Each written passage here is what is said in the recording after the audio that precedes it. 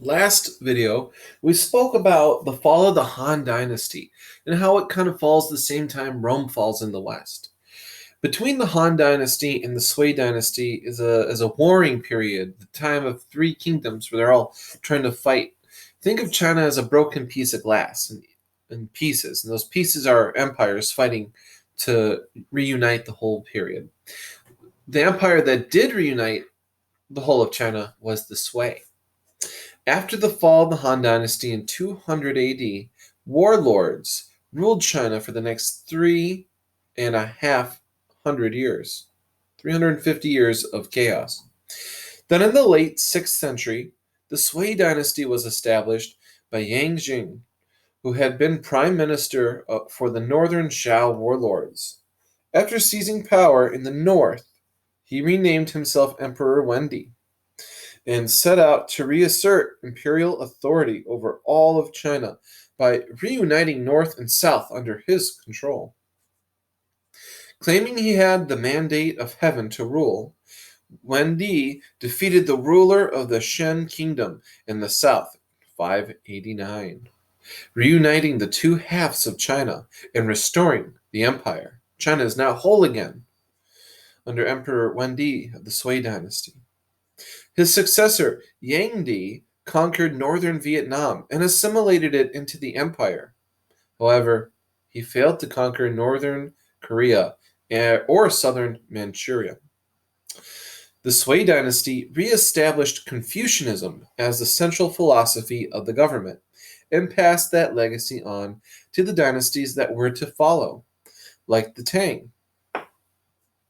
Buddhists, however, also had a strong political presence in the Sui dynasty. One of Wendi's goals was to improve the position of peasants by placing some land in their hands. In addition, he lightened the burden of forced labor on the peasants and decreased the tax burden that they carried. These reforms helped increase agricultural production, which in turn increased the population in China. More food, more people. The emperor also raised the status of the militia, providing those who served in the military with their own land and giving them property rights. The result of this policy was the development of very powerful, committed, and loyal military, made up of primarily peasant farmers. So think the knights in Europe. They got some land to fight for the baron. Same thing in China. You get some land, so you fight for the emperor. In order to improve economic stability, Wendi improved the currency system and created a standardized system of weights and measures. The unification of North and South China opened up markets and trade routes that had been much more restricted during the time between the Han and the Sui. Trade began to thrive within China and between China and other regions. Wendi wanted to ensure that the government was firmly in his control and that the people who served in the government were loyal to him instead of to local or regional interests. Consequently, he eliminated some local administrative positions and required that the people holding the remaining ones would transfer to a different position every 3 years. This policy decreased the likelihood that appointees could become entangled in local politics. Yang Di came to power in 604. During his reign, he instituted a number of massive building projects. He first turned his attention to repairing the Great Wall, which he saw as a critical element in China's defense that had not been worked on since the collapse of the Han. In addition, Yang Di worked to rebuild roads in order to improve the movement of people and goods throughout China. He also constructed granaries and irrigation systems in the increasingly populated regions of the Yangtze River Valley. Yang Di's greatest construction project was the building of the 1,200-mile Grand Canal, which connected the city of Hangzhou to the south with the city of Beijing in the north. Yang Di used the canal to transport the agricultural wealth and resources of the south to the political and military centers in the north. Yangdi's construction projects required enormous amounts of labor. For example, more than 2 million men took part in the rebuilding of the city of Luoyang.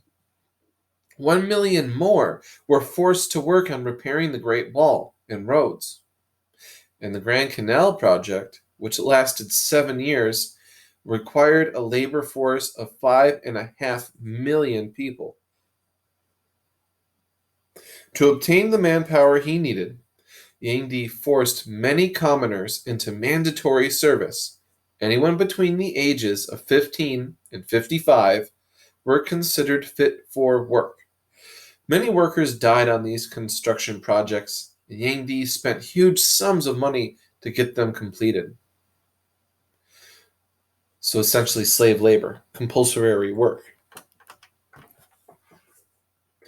A series of peasant rebellions broke out, partly because of discontent over forced labor and military reverses in Korea. Both Wendi and Yangdi had issued laws forbidding peasants to possess arms, but this did not stop them from securing them or revolting.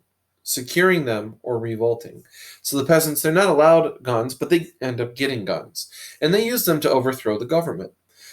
Who wouldn't when they're all being mass enslaved to build these canals and these roads and these walls? There were more than 100 revolts that involved more than 1 million peasants during this time. At the same time that the peasants were expressing their displeasure with the dynasty, Yangdi launched disastrous military campaigns in Korea and Central Asia that required large levies of grain and men. The attempts to conquer both of these areas failed and further contributed to the dissatisfaction with the leadership.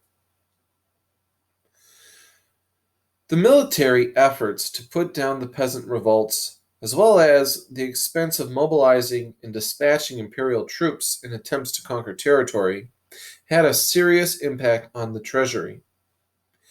The peasant uprisings, the failed military campaigns, and the precarious nature of the financial system made the dynasty susceptible to outside forces.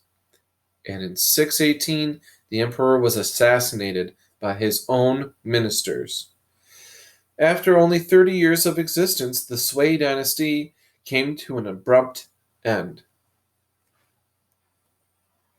That is the end of today's lecture on the Sui, rise and fall of the Sui.